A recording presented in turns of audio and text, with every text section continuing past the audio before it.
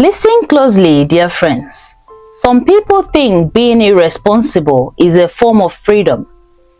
They think it means no stress, no burden, no weight on their shoulders. In Umuaka village, there lived a young man who believed this with all his heart. He laughed while others worked. He spent while others saved. He ran from responsibility, thinking it would never catch him. But what he did not know was this: irresponsibility does not shout when it is coming.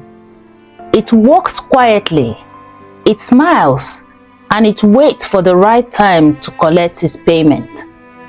By the time he realized what he had done, the price was no longer small. It was not money alone. It was his name, his family's peace, and the future he thought he had time to fix.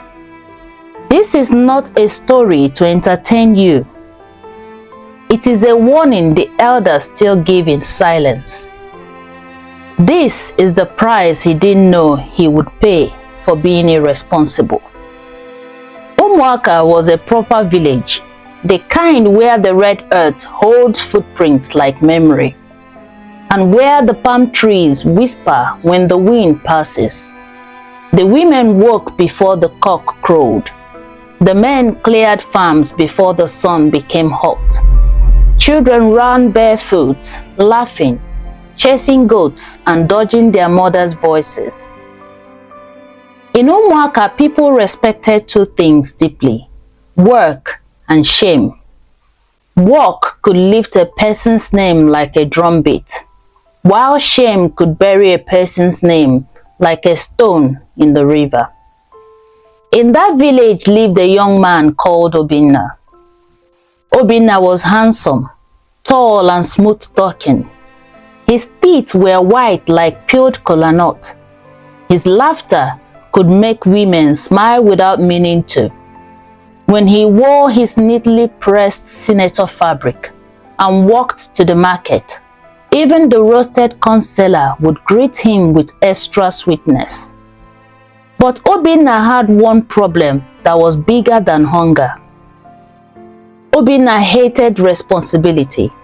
He hated it the way a lazy goat hates a rope. His father, Papeze, was a respected farmer. He had barns full of yams. He had a compound that was always swept. He had a wife who knew how to stretch stew with wisdom. And he had children whom he trained with discipline. But Obinna, the first son, was different. While other boys were learning how to work on the farms, Obinna was learning how to dodge work. When the family went to the farm, Obinna would carry a cutlass for 5 minutes, then suddenly complained, "Ah, my waist is paining me." Or he would say, "My eyes are doing me somehow. Maybe it is malaria." Then he would sit under an ukwa tree and start whistling like he was the one doing the work. When Papeze would send him to sell yams in the market, Obinna would return with half the money and long stories. "Papa, the road was bad. Papa, somebody cheated me. Papa, I met my friend and we had to settle something." The truth was simple. Obinna liked life without weight. He liked soft living. He liked eating without sweating. He liked smiling without effort. He liked respect without earning it. His mother, Mamuju, tried her best. "Obinna," she would say, while stirring soup, "a man's hand is his dignity. When you are young, you carry a load. When you are old, load will not carry you." But Obinna would laugh, "Mama, your own is too much. In this modern life, it is connection that matters." Then he would pick meat from the pot like a chief and walk away. His younger brother Ikenna was not like him. Ikenna was quiet and hardworking. He would wake early, fetch water, and still go to school. At night, he would read with a lantern, even when mosquitoes were singing around his ears. The elders loved Ikenna. The youth respected him. Even Papeze would sometimes look at Ikenna and sigh, as if his heart was saying, "Why did this one not come first?" But in Umuaka, the first son is the first son. So Papeze still held Obinna with hope, even when Obinna was squeezing that hope like a wet cloth. Then one season came. That season changed everything. It was the season of the New Yam Festival. In Umuaka, the New Yam Festival was not a small thing.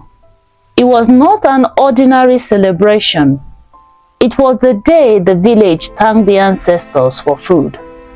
It was the day the masquerades danced like spirits from another world.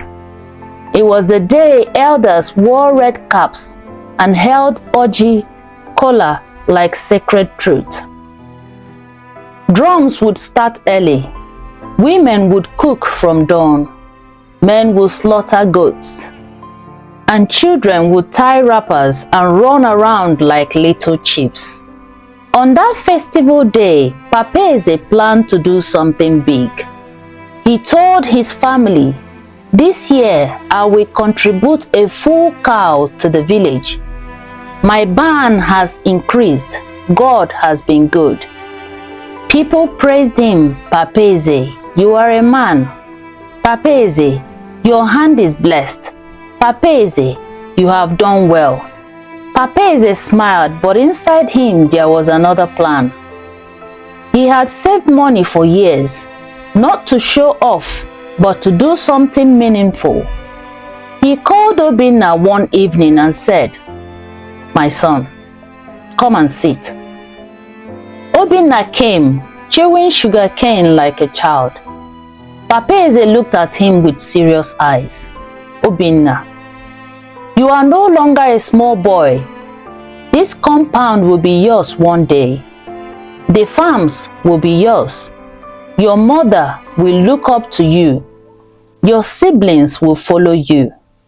Obinna nodded like he understood. Papeze continued, "I have kept money for you.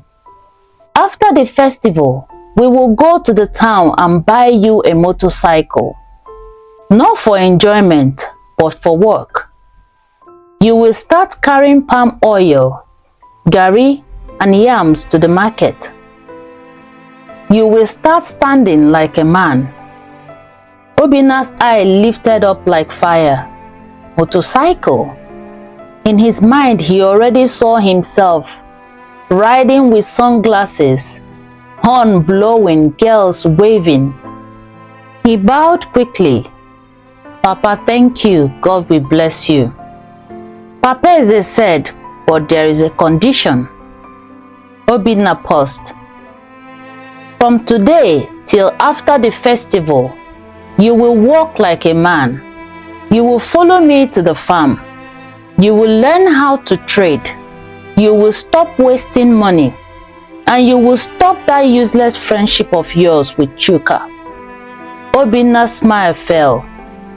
Chuka was his closest friend.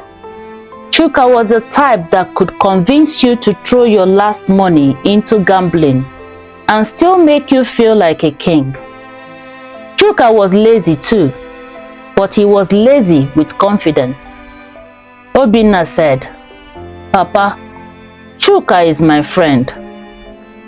Papeze's voice became very hard. "That boy would destroy you." Obinna forced a laugh. "Papa, don't worry." But he was already worrying. Not because he wanted to change, but because responsibility was coming close, like a debt collector. That night, Obinna went to meet Chuka behind the market square, near the old Iroko tree where youths always gather. Chuka was there sitting on a bench, cracking granuts. When he saw Obinna, he grinned. "My guy, you don't come? How body?" Obinna sat down and sighed like a man with a heavy load. "Chuka, my papa won't buy me motorcycle." Chuka's eye widened. "Eh? Na better thing be that. We go dey flex." Obinna laughed slightly. "But he say make I work for am first, and he say make I avoid you." Chuka hissed sharply. "Your papa no sabi youth life. Old people too dey fear enjoyment." Obinna looked around. "He say you go spoil me." Chuka leaned closer. His voice became sweet, the way a snake hisses before it bites. "Obinna, listen to me. Responsibility no dey give person respect. Na packaging and enjoyment dey give respect. If you get motorcycle, you no go use am carry am like goat. You go use am do business of life." Obinna asked. "Which business?" Chuka smiled like he was hiding treasure. "There is one game in town." Obinna frowned. "Gambling?" Chuka waved his hand. "No call am gambling. Na smart investment. People dey win big money. One night you fit turn rich. Then you go show your papa say you no need farm." Obinna's heart started beating. Quick money always sound like sweet music to him. But somewhere inside, a small voice tried to talk. It sounded like Mamuju. A man's hand is his dignity. Obinna quickly pushed that voice away. He said, "But I don't even have money." Chuka smiled again. "You go soon get. Festival time is coming. Plenty visitors go come. Plenty spending go happen. Just open your eyes." Obinna nodded slowly. He did not know that the day you open your eyes for irresponsibility, you also open a door for sorrow. 2 days before the festival, Papeze sent Obinna to town. "Take this money," Papeze said, handing him a wrapped bundle. "Go and buy 2 cartons of drinks for the festival. Bring change back. Do not stop anywhere." Obinna collected it and nodded like an obedient son. But as he walked, he felt the bundle heavy in his pocket, and in his mind, Chuka's voice was dancing. "One night you fit turn rich." Obinna entered town. He priced drinks. He even paid for them. But while he was waiting for the man to load them into a wheelbarrow, he saw Chuka across the road waving. Chuka ran to him, smiling too much. "My guy, today na the day." Obinna's stomach tightened. "Which day?" Chuka leaned close and whispered, "The game. Tonight, people dey win." Obinna whispered back, "I no get money." Chuka's eyes dropped to Obinna's pocket. "You get?" Obinna stepped back. "This one na my papa money." Chuka laughed softly like he was laughing at a child. "So, you go use am buy drinks. Drinks go finish. But if you use small enter game and win, you go buy plenty cartons. You go even buy goat join. Your papa go praise you." Obinna's mouth became dry. This was how irresponsibility talks. It does not say, "Go and destroy your life." It says, "Just do small thing, it will help you." Obinna tried to resist. He tried, but his heart was weak. He told himself, "I will use only small. I will win. Nobody will know." He did not know that irresponsibility is a greedy spirit. It never collects small. It always wants more. That night, Obinna sneaked out after everyone slept. The festival drums were already being practiced far away. The village was alive with preparation. Smoke from cooking floated into the night. Somewhere a flute sounded like a lonely bird. Obinna met Chuka at the roadside and they entered a bus to town. The place Chuka took him to was behind a bar. It was noisy. It smelled of alcohol, sweat and desperation. Men were shouting. Money was changing hands like fire. Obinna's eyes widened. He had never seen such a thing. Chuka slapped his back. Welcome. Today you go smile. They joined.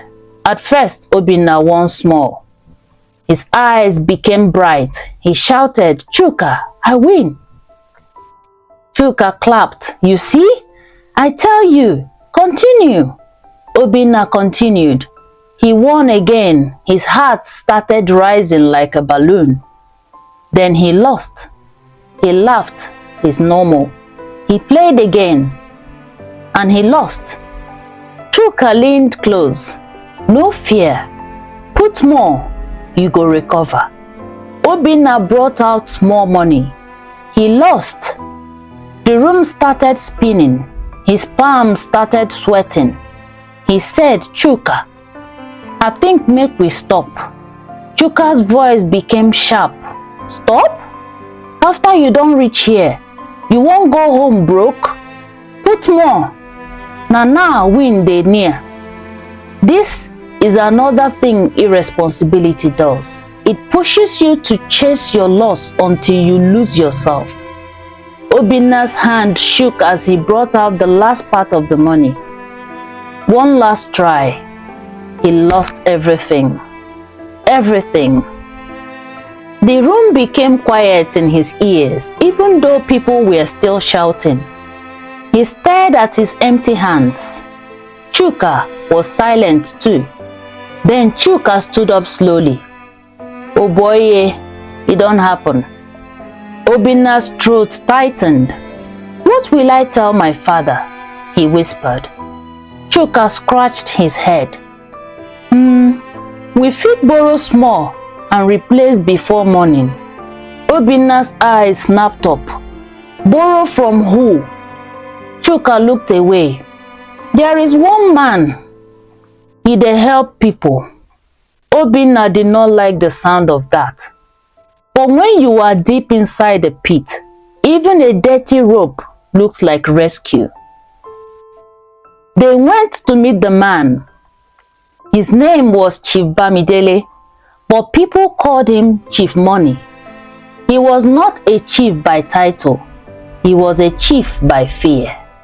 He wore gold rings on almost every finger. His eyes were cold. He smiled without warmth. Chuka greeted him like a child greeting a lion. Chief, good evening. Chief Money looked at him. You are new. Obinna forced a smile. Yes, sir. Chief Money tapped his table. How much you want? Obinna's voice was low. I need to replace money. Just till tomorrow. Chief Money laughed softly. Everybody says tomorrow. He leaned forward. I can give you money, but you will pay back with interest. If you fail, you will pay in another way. Obinna swallowed. Another way? He asked. Chief Money smiled. You will find out. Obinna's heart was beating like a drum, but fear of shame pushed him harder than wisdom. He collected the loan. He bought the drinks. He returned home before dawn. He placed the drinks neatly, like nothing had happened. When Papeze woke up, he saw everything arranged. He smiled and patted Obinna. My son, you did well. That praise entered Obinna's chest like a knife. He felt like crying, but he swallowed it. That night, Obinna lay awake on his mat. The compound was quiet. The drinks were neatly arranged. The festival was close, but peace did not enter his heart. Because while his father slept with pride, a debt was already awake. While his mother rested, danger was already on the way. And while Obinna thought he had covered his mistakes, something darker was waiting patiently. Irresponsibility does not rush. It allows you to smile first. It allows you to feel safe. Then it comes back to collect everything. As the moon watched silently over Umuaka village, Obinna closed his eyes, believing the worst has passed. He did not know that the real price had not yet been paid. What happened after this day changed his life forever. Watch out for the next episode.